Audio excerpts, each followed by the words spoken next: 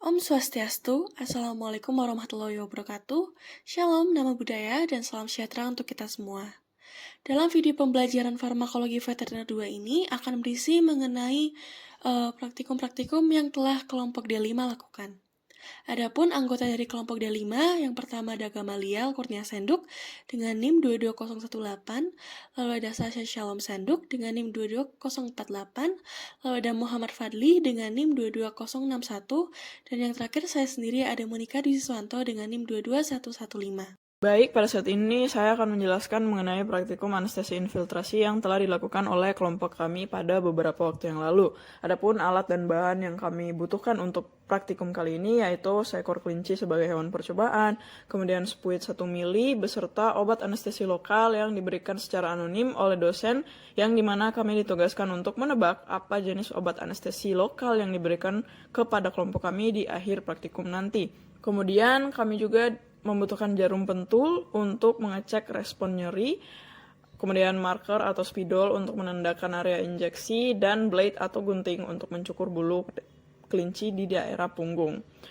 Nah, pertama kita itu harus melakukan pemeriksaan umum terlebih dahulu terhadap kelinci. Jadi kami melakukan auskultasi menggunakan stetoskop untuk mengukur frekuensi detak jantung kelinci dan juga frekuensi pernapasan, serta kami mengecek suhu normal dari kelinci menggunakan alat termometer. Kemudian yang selanjutnya kita ada menggunakan gunting untuk mencukur bulu di area punggungnya kelinci. Dan yang terakhir kita menggunakan marker untuk menandakan area injeksi. Nah, untuk area injeksinya seperti yang kita gunakan marker tadi, kami diinstruksikan untuk menggambar 2 lingkaran dengan diameter 3 cm dan 1 cm sesuai yang ditunjukkan pada slide. Dan kami juga diminta untuk melakukan kurang lebih 6 tusukan menggunakan jarum pentul di area yang berbeda-beda sesuai dengan titik merah yang sudah ditunjukkan di slide. Jadi untuk diameter lingkaran ini itu adalah area yang akan kita injeksikan obat anestesi yang diberikan secara anonim tadi gitu. Adapun untuk mempermudah kami mengecek respon nyeri pada titik-titik tusukan jarum pentul, kami menggunakan 2 simbol yaitu plus yang menunjukkan adanya respon sakit dan negatif yang tidak menunjukkan adanya respon sakit gitu. Nah, bisa dilihat setelah itu kami lakukan injeksi atau suntikan obat yang telah diberikan oleh dosen secara intrakutan pada bagian punggung kelinci sesuai dengan di video. Adapun kami diminta untuk melakukan pengecekan respon nyeri menggunakan jarum pentul pada menit kedua dengan tambahan interval setiap 5 menit kemudian. Jadi pada menit ke-7 kita melakukan cek, tambah 5 menit lagi yaitu di menit 12 kita cek juga. Begitu seterusnya hingga menit ke-32. Berdasarkan praktikum yang telah kami lakukan, kelompok kami menyimpulkan obat yang digunakan adalah jenis chloropocaine. Setelah diinjeksi secara intrakutan pada punggung kelinci, masih ada respon sakit saat ditusuk dengan jarum. Hal tersebut terjadi pada menit ke-0, di mana menit awal, hingga menit kedua setelah diinjeksi dengan obat. Lalu dengan jarak 5 menit dari menit ke-7 sampai ke-27, efek anestesi mulai bekerja, ditunjukkan dengan tidak adanya respon sakit. Obat jenis chloropocaine merupakan golongan ester dengan potensi rendah dan daya kerja yang singkat. Chloropocaine dapat memberikan anestesi dengan onset cepat karena ada resiko toksisitas sistemik yang sangat rendah dan dapat diberikan dalam dosis tinggi. Namun, setelah diskusi dengan dosen dan asisten praktikum terkait, cairan tersebut adalah Aquades, di mana seharusnya ada respon sakit jika ditusuk dengan jarum. Kelompok kami mendiskusikan bahwa kelinci tidak menunjukkan rasa sakit karena adanya rasa stres dan shock atau gangguan psikologis yang bisa memberi persepsi lain terhadap rasa sakit yang berbeda dengan kondisi normal. Selain itu, injeksi air steril juga bisa menekan rasa nyeri dan mengurangi rasa sakit menurut beberapa jurnal yang telah kami baca. Namun memang efeknya tidak sebagus dengan obat anestesi. Lalu pada ranah kesehatan manusia, injeksi air steril semakin populer di kalangan wanita dan bidan untuk meredakan nyeri punggung saat persalinan. Di hari yang berbeda, topik yang kita praktikumkan ialah anestesi umum dengan jenis obat yang dipakai ialah jenis ether. Anestesi umum adalah jenis anestesi yang mempengaruhi seluruh tubuh dan menyebabkan pasien kehilangan kesadaran. Alat dan bahan yang dipakai adalah seekor kelinci, ether, timbangan, stetoskop, dan senter. Berat badan kelinci yakni 0,6 kg. Anestesi umum terbagi dalam 4 stadium, yakni stadium 1, 2, 3, dan 4. Menurut Guidel tahun 1920, Anestesi umum dengan ether dibagi ke dalam 4 stadium. Stadium 1 atau stadium analgesia ditandai dengan hilangnya rasa sakit.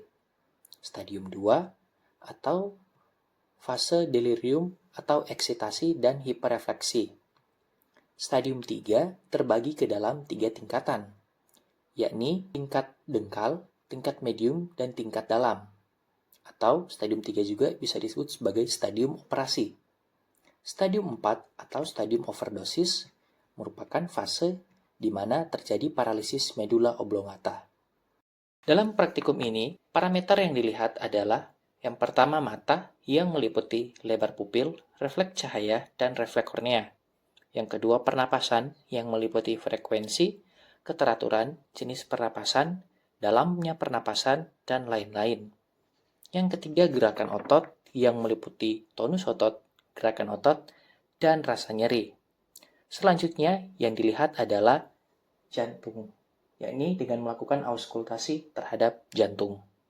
Baik, selanjutnya di sini saya akan menjelaskan stadium awal anestesi umum hewan percobaan hewan kelinci. Fase awalnya itu kelinci mulai menerima anestesi melalui inhalasi gas, misalnya insofluran atau sevofluran. Pada tahap ini, kelinci akan mulai mengalami perubahan kesadaran dari sadar menuju tidak sadar. Tanda klinisnya yaitu kelinci mungkin menunjukkan peningkatan aktivitas atau kegelisahan saat gas mulai masuk. Secara bertahap, kelinci akan menjadi lebih tenang dan mulai kehilangan refleks sadar seperti refleks melawan, yang dimana kita melihat atau pemantauan perubahan perilaku dan respon terhadap rangsangan untuk memastikan induksi yang halus. Selanjutnya itu stadium 2. Fase transisi, kelinci berada di antara kesadaran dan anestesi penuh. Kadang-kadang dikenal sebagai stage eksitasi karena hewan mungkin menunjukkan gerakan tak teratur. Tanda klinisnya yaitu peningkatan aktivitas motorik yang tidak terkendali, seperti gerakan kaki atau kepala yang tak beraturan. Pernapasan cepat dan tidak teratur, pupil dapat melebar dan respon terhadap cahaya berkurang. Selanjutnya itu stadium 3, fase anestesi stabil. Ini adalah stadium yang diinginkan untuk melakukan prosedur bedah. Dibagi menjadi 4 tingkat lebih lanjut. Yang pertama, tingkatan pertama ringan. Kelinci tenang dan menunjukkan relaksasi otot. Yang kedua, pernapasan teratur namun mungkin sedikit lebih cepat dari normal. Sudah terlihat pada video, dan beberapa refleks masih ada, seperti refleks mata. Tingkat kedua, sedang. Refleks mata dan refleks lain yang lebih dalam mulai hilang. Pernapasan teratur dan dalam, kelinci tidak merespon rangsangan nyeri ringan hingga sedang. Tingkatan ketiga dalam, semua refleks volunteer hilang. Pernapasan mungkin menjadi lebih dangkal, kelinci benar-benar tidak merespon rangsangannya nyeri. Tingkatan keempat sangat dalam, pernapasan sangat dangkal dan mungkin tidak teratur. Risiko depresi kardiovaskular meningkat. Pemantauan sangat ketat diperlakukan untuk mencegah overdosis anestesi. Pemantauan yang kami lihat terus pantau denyut jantung, laju pernapasan, suhu tubuh, dan saturasi oksigen untuk memastikan kelinci berada dalam tingkat anestesi yang aman dan stabil. Baik, selanjutnya itu stadium 4, paralisis medula dan risiko kematian. Karakteristiknya itu kondisi mental. Hewan dalam keadaan tidak sadar total, aktivitas motorik. Tidak ada aktivitas motorik atau refleks yang terlihat, otot-otot sepenuhnya rileks dan terlihat lembek. Respirasi pernapasan. Pernapasan sangat dangkal atau mungkin berhenti sama sekali atau apnea. Ini adalah indikasi bahwa pusat pernapasan di medula oblongata terpengaruh secara kritis. Denyut jantung. Denyut jantung sangat lambat atau bradikardia atau mungkin berhenti atau osistolia. Denyut jantung yang tidak teratur juga bisa terjadi, menunjukkan kegagalan kardiovaskular yang mendekat. Pupil melebar atau dilatasi penuh dan tidak merespon cahaya. Berikut merupakan QR Code yang berisi mengenai sumber-sumber yang kami gunakan dalam pembuatan video ini. Sekian video pembelajaran dari kami, kurang lebihnya kami mohon maaf. Sekian dan terima kasih.